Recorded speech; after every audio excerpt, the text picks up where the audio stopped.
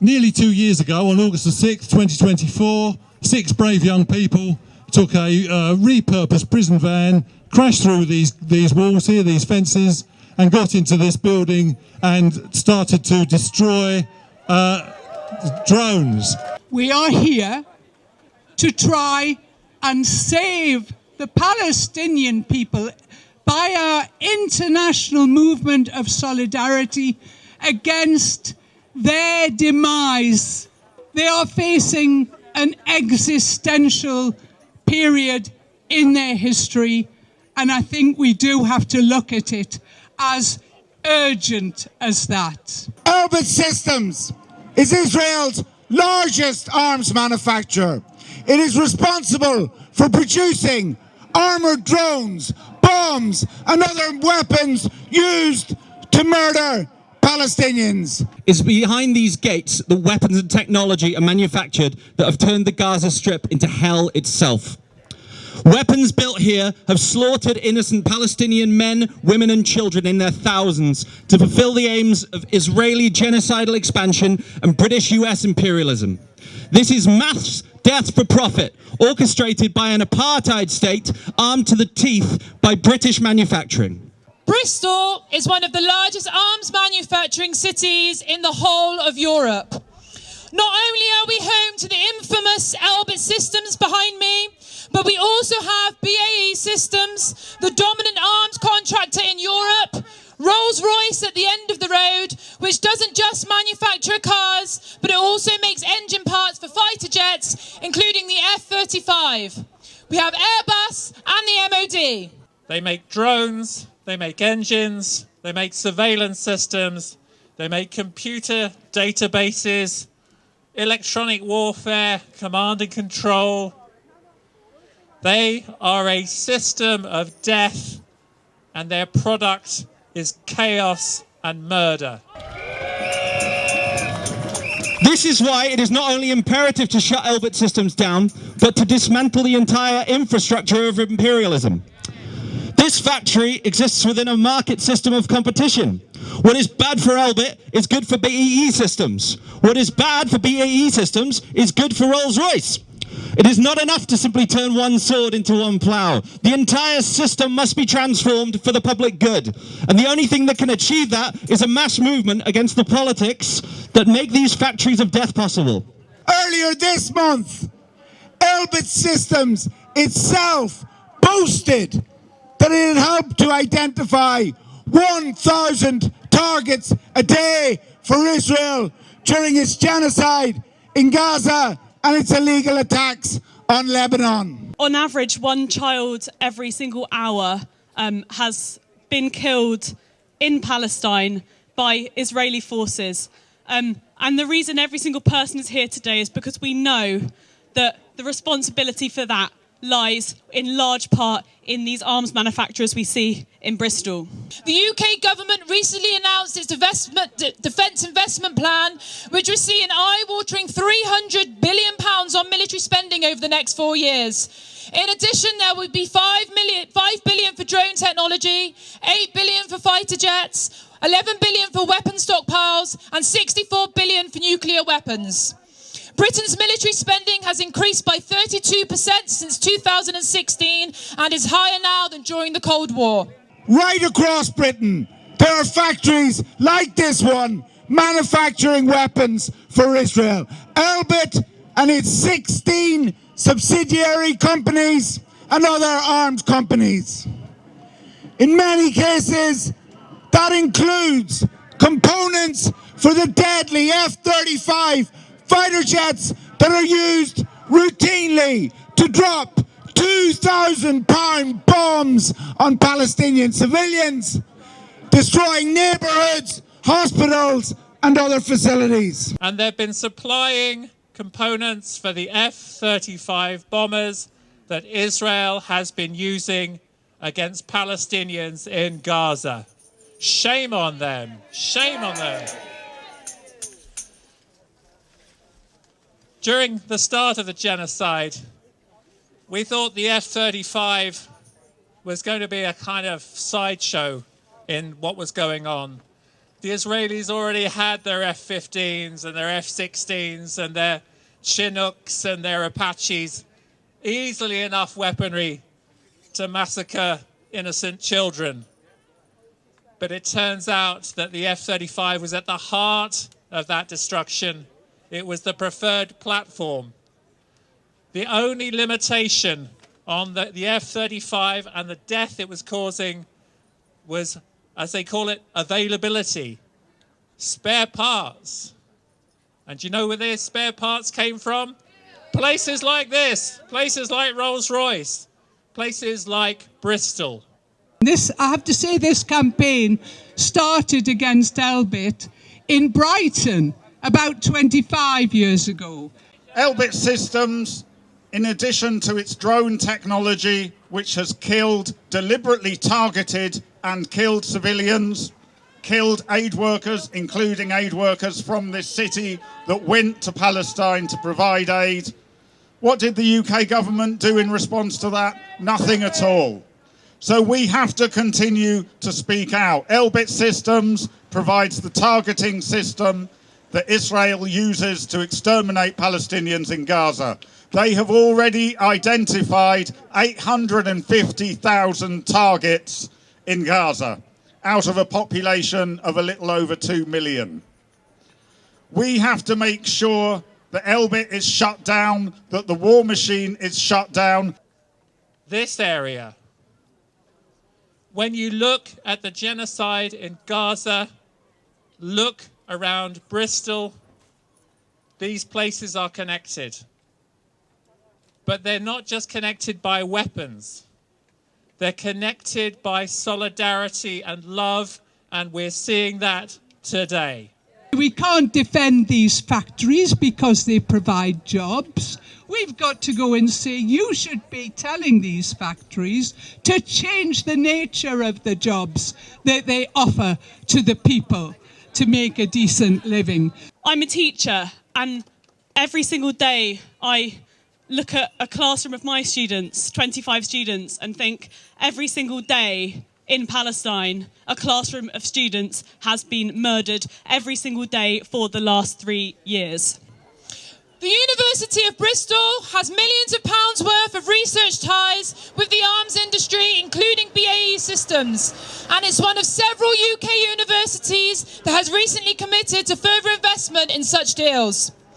This is not the investment we should be making in young people's futures. Companies responsible for this genocide being seen as sort of social enterprises or quasi-charities by providing these opportunities for underprivileged children in the UK to learn how to make bombs themselves in 10 years' time. The same way we saw sort of the army 10 years ago targeting white working class boys in towns, what we now see is BAE Systems at every single careers fair in every single school and college across the country. I found out yesterday that as part of this BAE Systems Careers Fair, where they visited 5,000 schools speaking to children as young as 4 years old, they actually hired a CBeebies presenter to run this STEM, to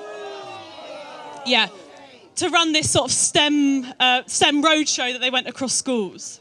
I just want to give a shout out to a fantastic campaign, Disarm Education, who's using freedom of information requests in schools to essentially collect information, see the scale of what's going on here, what links schools have to these companies, and obviously supporting people to oppose it where it's happening. We've got to stop that genocide. We've got to stop the ethnic cleansing. And so what's needed is a truly united movement which unites everybody in this country who is prepared to stand up for the human rights, the political rights, and the national rights of the Palestinian people, and to stop our government's complicity. This was the week that Andy Burnham became Prime Minister. Last week, before he entered Downing Street, before he started shuffling the deck chairs around the cabinet table, he issued an apology and said that the government had got it wrong. We didn't need Andy Burnham to tell us, because we have always known. None of this is set to change with the arrival of Andy Burnham into office this week. He's already sent an invitation to Donald Trump to come to Manchester and has approved the continued use of RAF bases for the US military to carry out its ongoing illegal attacks on Iran. The Labour government will not listen until we force them to.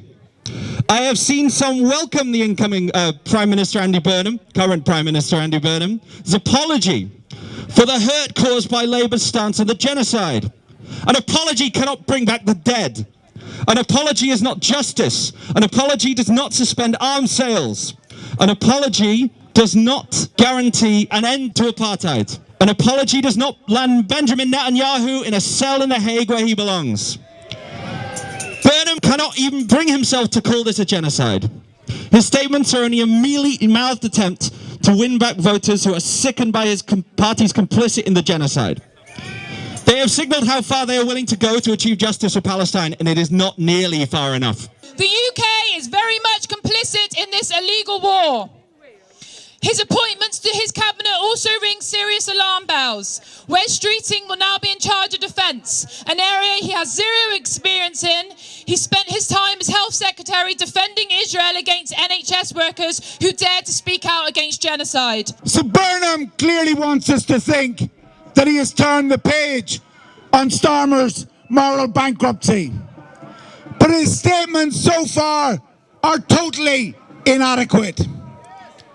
We demand action. If he really wants to break with Starmer's shameful legacy, he should shut Elbit down. Stop arming Israel.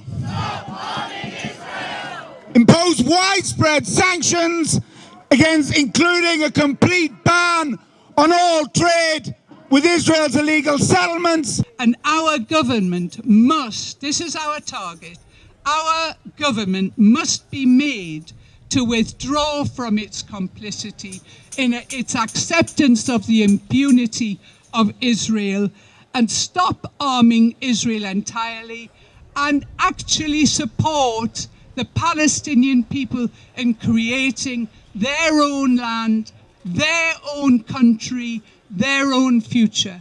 We've seen students in East London in the news, hundreds of students boycotting an assembly from Wes Streeting because they didn't want a genocide enabler and an Israel supporter in their school. And he must reverse the spiteful use of authoritarian, anti-terror and anti-protest laws to target those standing up for Palestinian rights. And has supported cutting welfare in favour of military spending.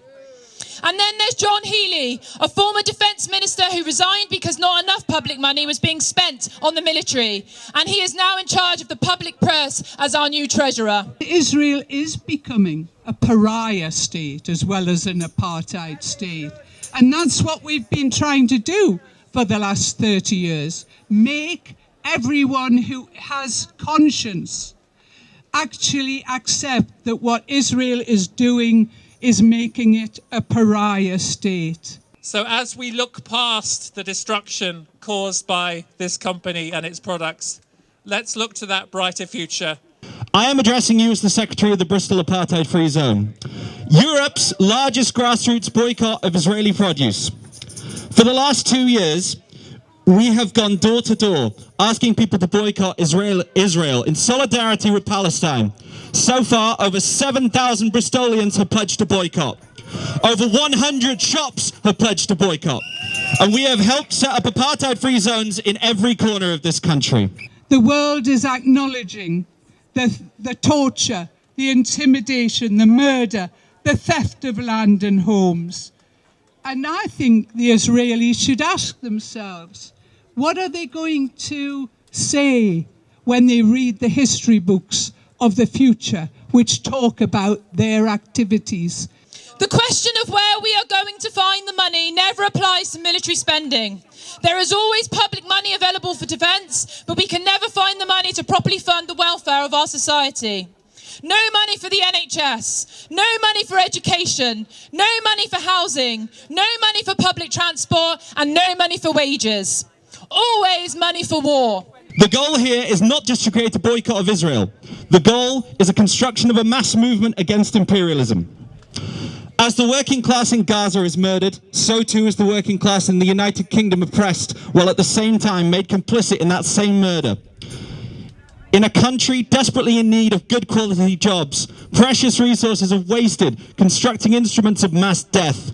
We want good jobs, manufacturing what people need for the emancipation of the entire working class, at home and abroad. Not a factory that enables genocide in the Middle East and brings shame on the city of Bristol.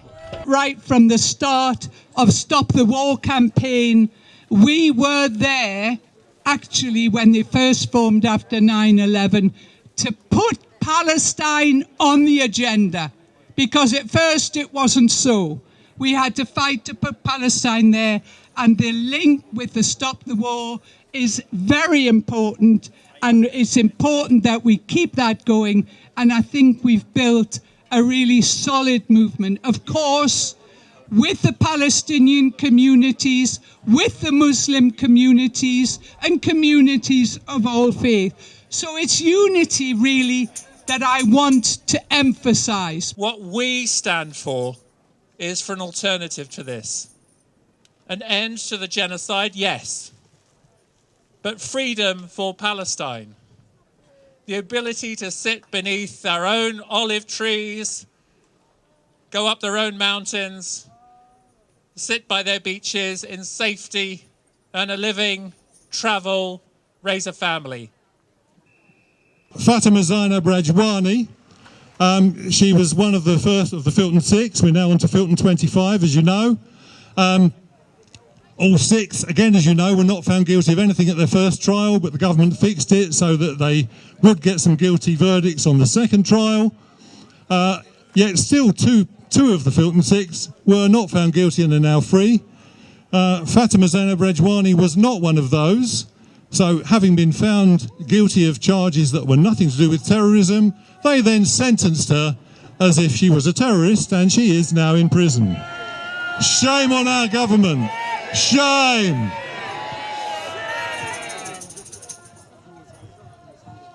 Few things about Fatima. She is still now only 21. She is an excellent poet. And Fatima, would, if she could be here, would be the first to say that what she has suffered is nothing compared to what our brothers and sisters in Gaza have been suffering. Anyway, I'm going to share, as I said, a poem of Fatima's. It's called "At Night I Dream of a Love So Wide and So Deep It Frees Us All." Here we go. I write to you in my state of love and grief. At night, I dream of a love so wide and so deep, it frees us all. It stretches across continents to fill the space between my brown body and yours. At night, I dream of a love that could reach out and keep you safe. I wish the love I dream of was enough. I wish the love I dream of would hold your grief the same way that our silence holds violence. When there's nothing else to write about, I write about love. Because there's no life worth living, no strength worth perception, if not for love. The kind of love that forces you to witness. The kind of love that aches and expands across seas and cities. The kind of love that does not stay silent. Love is not patient or kind, but relentless and harsh. I dream of a love so encompassing it hurts. A love that does not make us less afraid, but a love that makes us less compromising. At night, I dream of a love so wide and so deep, it frees us all. When dawn breaks, I dream of waking up to a love that is not new, but old and ancient and unforgiving. The type of love that stands to action. There is no greater act of love than standing uncompromising between all which you know that destroys and all which could be rebuilt anew. Thank you. Free Palestine, free the Filton 25, and free Fatima Rajwani. Every time a drone flies, Free! a neighborhood in Gaza dies. Every time the factory lies, a little child in Gaza dies. There is only one solution. Shut down